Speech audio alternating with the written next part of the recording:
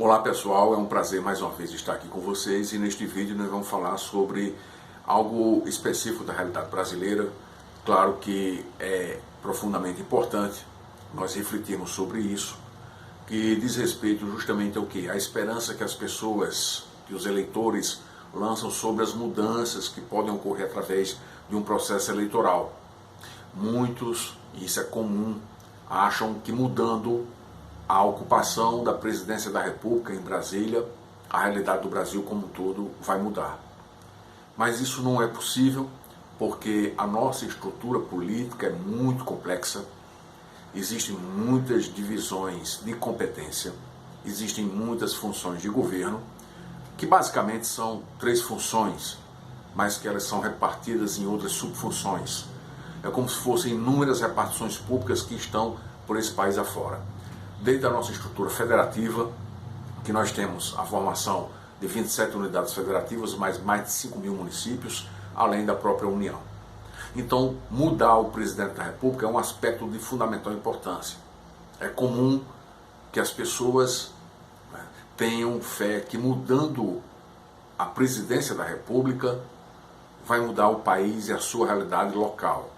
Mas isso é muito difícil de ocorrer, porque o próprio ocupante do cargo de presidência da República, muito embora tenha a possibilidade de nomear muitos cargos a partir da formação do seu próprio ministério, ele não vai mudar estruturas de poder que estão internalizadas dentro das repartições públicas de um modo geral, claro, e nas outras unidades federativas, como os municípios e como os estados.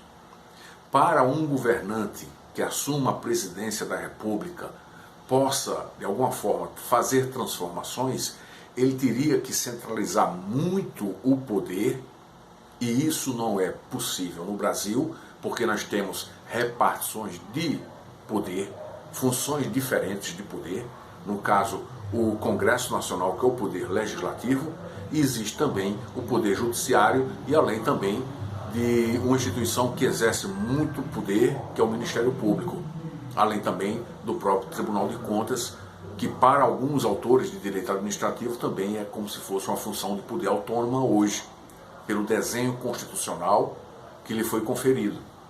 Então, muito embora o presidente da República possa lançar políticas ou propostas políticas da macropolítica brasileira, de um modo geral, ele detém a maior parte do orçamento, não ele, pessoa, mas o órgão em si, e pode deliberar sobre obras de grande vulto, sobre programas assistenciais que possam cobrir toda a população, sobre a legislação nacional que vai, de alguma forma, influir no desenvolvimento econômico, como reforma tributária, como a legislação também que pode ser mudada, que vai influir sobre a administração pública de um modo geral, como a reforma administrativa, que são legislações que têm que ser aprovadas, né, pelo Congresso Federal, têm que ser analisadas dentro do processo legislativo, da propositura, da discussão, da votação, da promulgação do veto, para que possa ter vigência para todo o território nacional.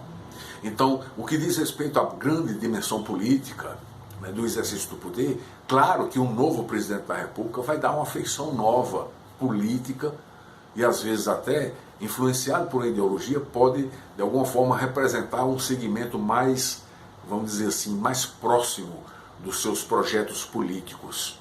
E alguns outros que não concordam ideologicamente com aquele presidente da República podem se sentir desamparados. Mas isso, logicamente, e na prática não deve ocorrer, porque um governante não deve desprezar quem lhe é, obviamente, oposto ideologicamente. O governo existe para todos. Mas no Brasil há essa, vamos dizer assim, essa tendência a se ter um ressentimento de que aquele que foi eleito, que não foi o escolhido por si, pelo cidadão, vai ser um oponente direto seu, quando na verdade isso não existe. Mas voltando para a complexidade da nossa estrutura administrativa, nós podemos dizer que o poder não é exercido apenas em Brasília. Brasília toma decisões macroestruturais sobre o país como um todo. A presidência da República toma essas decisões que vão influenciar na condução da política em larga dimensão da economia, da macroeconomia do país, certo? Que envolve todos os segmentos que vão, de alguma forma, sofrer a influência das decisões da presidência da República. Então, por exemplo, quando foi instituída a nova moeda, quando foi criada o real, através de um plano econômico, esse plano foi justamente o quê? Oriundo de uma política defendida pelo presidente da República na época. E influiu toda a macroeconomia do país e buscou justamente a estabilização da moeda, que é a moeda única usada no país inteiro. Mas o que diz respeito, por exemplo, ao exercício do poder, às consequências que as pessoas sofrem do poder, muitas vezes elas não vêm diretamente de Brasília. É isso que nós temos que esclarecer para vocês. Elas estão sendo exercidas diretamente, as funções de poder estão sendo exercidas diretamente, que eu estou aqui enfocando mais o aspecto administrativo do poder político, elas são exercidas diretamente sobre sua pessoa no município. Então, muitas vezes, mudando Brasília, você pode ter, vamos dizer assim, a perspectiva, ou até a esperança de que a realidade econômica do país mude, mas lá no município você vai estar sujeito a uma ordem administrativa específica. Além disso, o seu estado pode ser um estado não tão desenvolvido como outros estados. Então não é a mudança que se dá no plano de Brasília, no plano político-administrativo, certo? No âmbito de Brasília, no plano político-administrativo, que vai diretamente mudar a realidade de cada cidade, de cada cidadão, de cada comunidade. É preciso que inclusive, diante das situações em que os eleitores ficam insatisfeitos com as políticas e as decisões que são tomadas em Brasília, não apenas pela presidência da República, mas também pelo Congresso Nacional, é importante que as pessoas entendam que eles, de alguma forma, estão lá porque eles exercem políticas e exercem um poder político dentro dos seus municípios e dentro dos seus estados. Para mudar a feição política de Brasília, é preciso pensar em criar mecanismos para mudar justamente a representação política do poder local. Não há esse movimento ao contrário, ou seja, mudar Brasília para mudar meu município, se as mesmas pessoas estão exercendo o mesmo poder e podem ser eleitas representantes como deputados federais ou senadores para irem a Brasília. E são pessoas que vivem no seu estado e mandam no seu estado. Para mudar também, outro aspecto importante deve ser levado em consideração, que para mudar esse sistema representativo e mudar a cara de Brasília, o Congresso Nacional, certo? Ou até se você entende que deveria também criar mecanismo para ter maior facilidade, inclusive de influir no poder da presidência da República, é importante você pensar que deve-se mudar, além do poder local, certo? Deixar de ser um tanto subserviente ao poder local, se isso for possível, economicamente, é claro, porque em muitos municípios as pessoas são dependentes do poder público, e nós não negamos essa realidade. É preciso pensar que os partidos políticos, como eu já falei em outros vídeos, eles exercem um grande poder político e se distanciam dos anseios da sociedade. Quando a nossa república, vamos nos reportar um fato histórico interessante, quando a nossa república foi proclamada em 1889, em seguida foi criada uma Constituição, a nossa primeira Constituição republicana. Essa Constituição foi de alguma forma inspirada na Constituição norte-americana, só que o modelo jurídico importado de lá, que trazia o sistema de governo presidencialista e também a estrutura, a forma de Estado federalista, como nós temos hoje, né, completamente distorcida por sinal, porque existem estados gigantescos e existem estados minúsculos, e os estados minúsculos têm a mesma representação no Congresso Nacional, na Casa Revisora, que é o Senado Federal. Cada estado tem 3 senadores, isso ocasiona uma disfuncionalidade, certo? Uma distorção grave na prática. Por quê? Porque um estado populoso como São Paulo tem 3 senadores, enquanto Alagoas tem 3 senadores também. Mas a importância econômica e política de São Paulo é muito maior, né? E também, claro, existe uma desproporção na representação da Casa do Povo, que é a Câmara dos Deputados, que existe lá para representar não os estados de modo equitativo, mas de modo proporcional. Mas essa proporção também está distorcida. porque um deputado federal em São Paulo representa muito mais gente do que um deputado federal de Roraima, que tem uma população menor. Certo? Então, aí nós temos que entender que todo esse sistema, de um modo geral, certo, está um tanto quanto carcomido, está, vamos dizer assim, com as suas bases já fragmentadas e o povo não se sente representado. E os partidos políticos, de alguma forma, certo, contribuem para isso.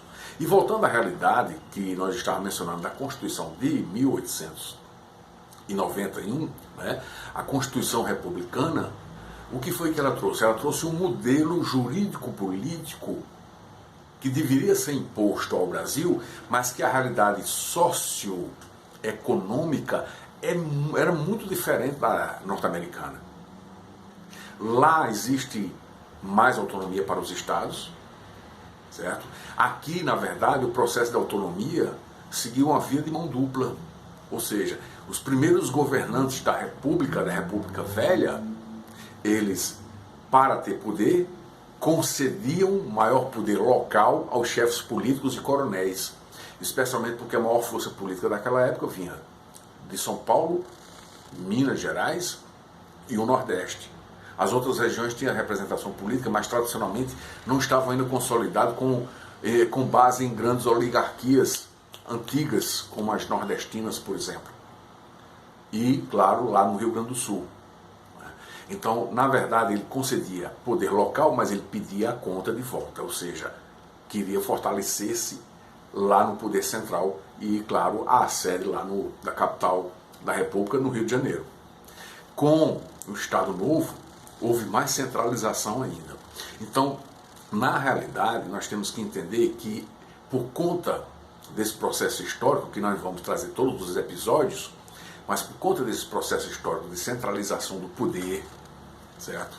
E em troca da centralização do poder, da manutenção dessa centralização, houve transferência também de poder local, né? É preciso, de alguma forma, conceder e agraciar o poder local nos estados, para chefes políticos, para tradições familiares que mandam naquele município, naqueles estados, para que quem está lá, certo? Quem está lá comandando, no caso hoje, atualmente, em Brasília, possa também ser fortalecido com o exercício do poder. Além disso, vocês têm que observarem, certo, que existe um contingente elevadíssimo de servidores públicos no Brasil. Um contingente elevadíssimo de servidores públicos no Brasil. E, claro, existe, vamos dizer assim, disparidades de categorias, disparidades salariais entre categorias e assim por diante. E no Brasil, praticamente cada município, cada estado vai regular de forma diversa, vai ter mais ou menos empresas públicas, além de que, dentro da própria estrutura da União, existem várias repartições que têm um poder grandioso nas mãos. Pense, por exemplo, na Receita Federal, que é o órgão responsável pela arrecadação de tributos. Tem muito poder, certo? Então, existem formas de exercício do poder e o cidadão brasileiro, ele não está submetido ao poder apenas através dos exercentes de cargos eletivos. Nós estamos submetidos a uma burocracia, que é uma burocracia gigantesca, por isso que eu disse no início do vídeo, é complexo de explicar em um vídeo apenas essa burocracia gigantesca que existe no Brasil. E muitos que têm o poder, por conta de terem assumido o cargo, justamente porque foram concursados ou porque de alguma forma foram nomeados, ou então foram eleitos na outra função do poder, como o poder legislativo, eles podem influir decisivamente na condição política de quem está lá em Brasília, de quem foi escolhido em Brasília. Então não é mudando o presidente da República, certo, que você vai ter uma mudança substancial e estrutural em toda a dimensão político-administrativa e econômica de um país. É preciso muito mais. É preciso que se pense uma reforma administrativa e que se pense também uma reforma política, inclusive para o quê? Para diminuir o poder dos partidos ou criar alternativas para que as pessoas não sejam não sejam reféns para exercerem a política eletiva, reféns de partidos políticos. Em relação ao funcionalismo, por ser mais complexo, a gente pode até dedicar em outra oportunidade um vídeo sobre esse tema, né? Por hora, nós vamos parar aqui sobre essa nossa reflexão em relação a que a estrutura política do Brasil, ela não vai, vamos dizer assim, ser conduzida apenas por quem está na presidência da República, certo? Nós temos uma federação com municípios, com estados, nós temos poder judiciário, nós temos o Ministério Público, nós temos o Tribunal de Contas, nós temos o Congresso Nacional, certo? E além daquelas repartições públicas, daquelas outras funções, subfunções de poder, dentro dessas funções, especialmente do Poder Executivo, como Receita Federal, por exemplo, né? E outras repartições que exercem um poder, né, que dão sustentação justamente até à própria estrutura do país como um todo, né? Então é preciso refletir sobre esses aspectos. O exercício do poder político, ele é atomizado, ou seja, há uma, como, vamos dizer assim, há uma fragmentação de várias células de poder, certo? Umas maiores, outras menores, outras mais importantes e fundamentais, mas nem todas elas, eu poderia dizer, a grande parte delas, você não escolhe através do seu voto. Um abraço a todos e até lá.